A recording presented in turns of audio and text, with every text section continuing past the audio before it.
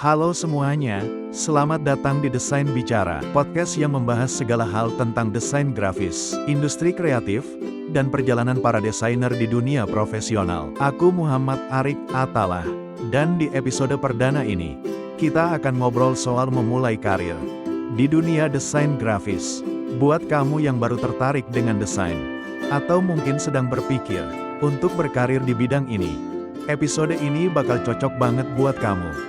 Kita bakal bahas apa itu desain grafis, skill yang harus kamu kuasai, alat yang dibutuhkan, serta tips membangun portofolio, agar bisa mulai bekerja sebagai desainer.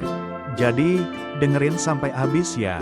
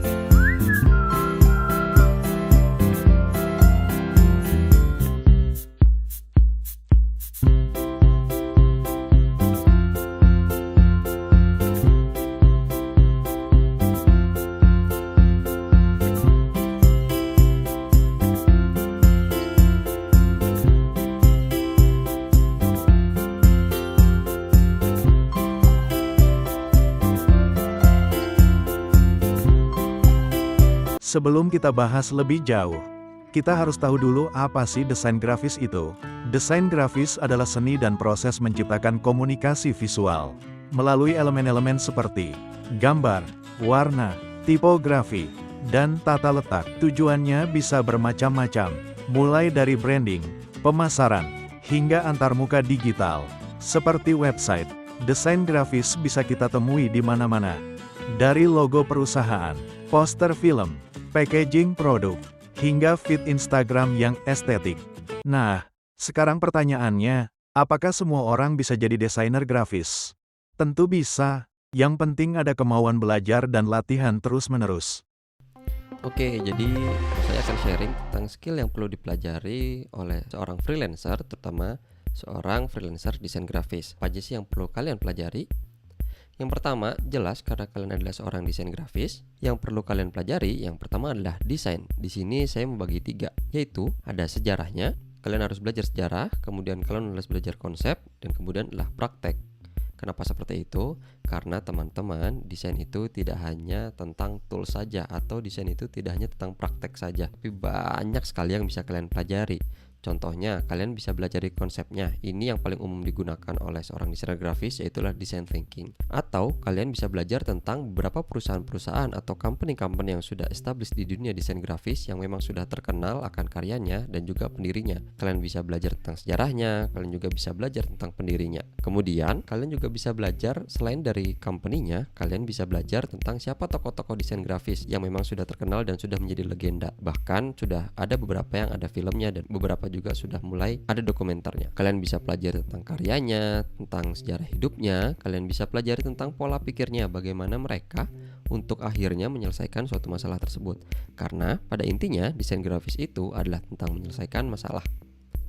Dan kalian juga bisa belajar tentang sejarah, terutamanya adalah sejarah desain grafis Indonesia. Ini adalah salah satu buku yang ngebahas tentang bagaimana sejarah desain grafis di Indonesia. Kalian bisa beli buku ini di DGI Online. Ini saya nggak promosi, tapi memang bagus banget bukunya kalau kalian ingin melihat bagaimana sejarah desain grafis di Indonesia. Kemudian setelah kalian belajar tentang desain grafis itu sendiri, si ilmunya, kalian juga harus belajar tentang komunikasi. Di sini saya membagi komunikasi menjadi 3, yaitu adalah komunikasi dengan klien, komunikasi terhadap tim, dan juga komunikasi mengenai ide kalian.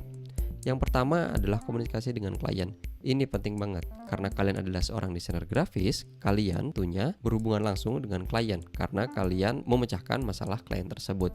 Kalian harus tahu bagaimana berkomunikasi ke klien yang baik dan juga benar. Bagaimana kalian mengkomunikasi sehingga klien tersebut mungkin tidak merasa tersinggung atau tidak menjadi down ketika di tengah project. Dan juga yang paling penting untuk berkomunikasi dengan klien adalah ketika kalian membicarakan tentang harga atau negosiasi scope projectnya yang memang apabila harganya tidak masuk.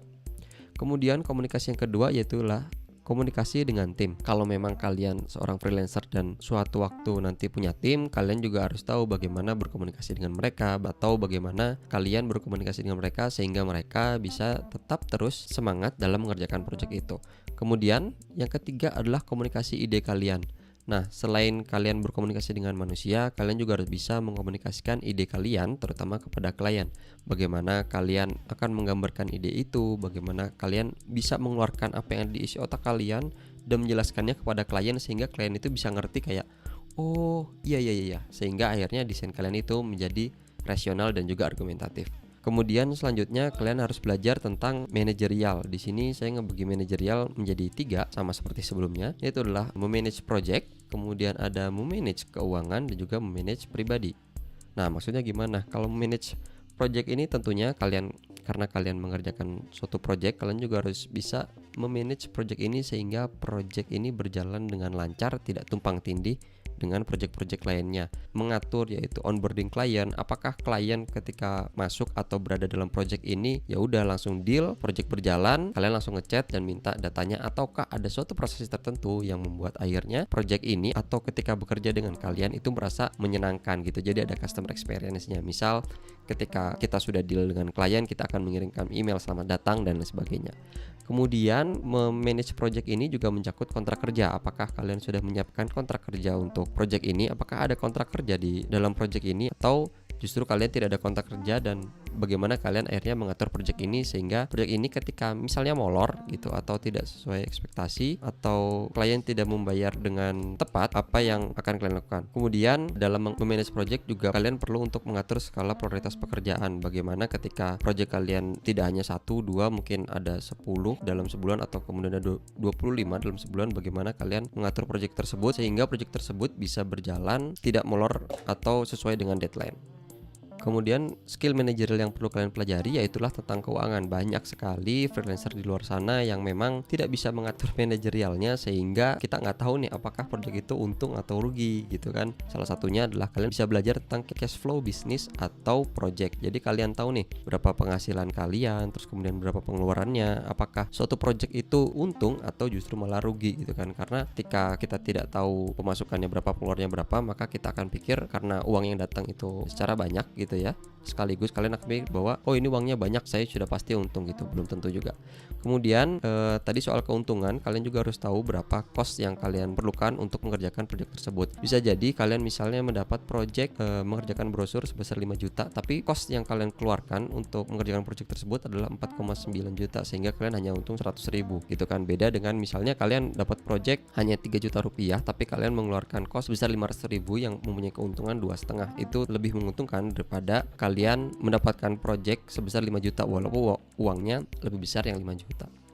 Kemudian kalian juga bisa belajar tentang tabungan jangka panjang. Banyak desainer juga atau freelancer yang tidak bisa atau tidak mempunyai tabungan jangka panjang karena ini berhubungan dengan bisnis. Bisa jadi kalian mungkin akan kosong di bulan ini, atau mungkin bulan depan kalian akan ada project lagi. Kalian bisa saving untuk mengamankan bulan ini sehingga bulan depan kalian masih bisa bertahan sampai dengan bulan depan.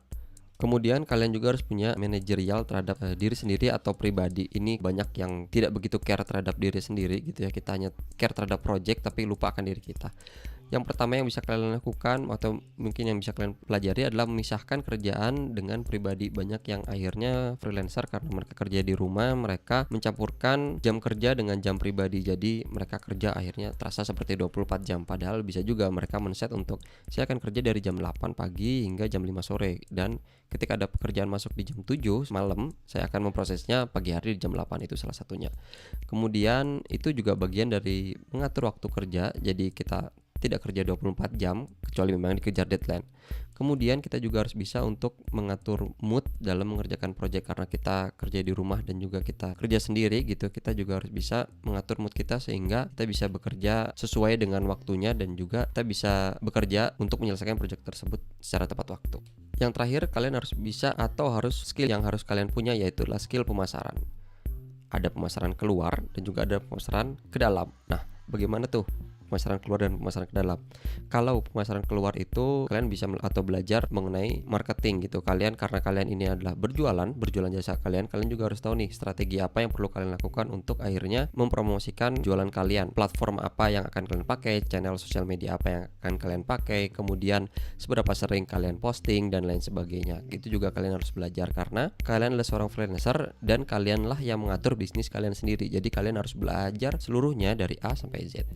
Kemudian kalau yang pemasaran ke dalam itu gimana? Kalau pemasaran ke dalam itu bahasa kerennya sebenarnya adalah branding. Jadi kalian harus tahu nih, kalian tuh ingin dilihat seperti apa, kemudian bahasa yang kalian gunakan atau tone of voice-nya itu harus kayak gimana kepada klien atau enggak yang ditunjukkan di sosial media. Terus kemudian misalnya apakah kalian punya logo, terus logonya bagaimana. Ini juga harus sesuai dengan klien yang ingin kalian attract. Jadi itu beberapa skill yang harus kalian pelajari. Ini kita summary dulu skill yang perlu dipelajari oleh kalian ketika kalian ingin menjadi seorang freelancer, terutama yang desain grafis. Pertama, kalian harus belajar tentang desainnya. Tentu tidak hanya toolsnya aja, tapi juga teori dan juga konsepnya. Kapan perlu juga sejarahnya kalian perlu baca.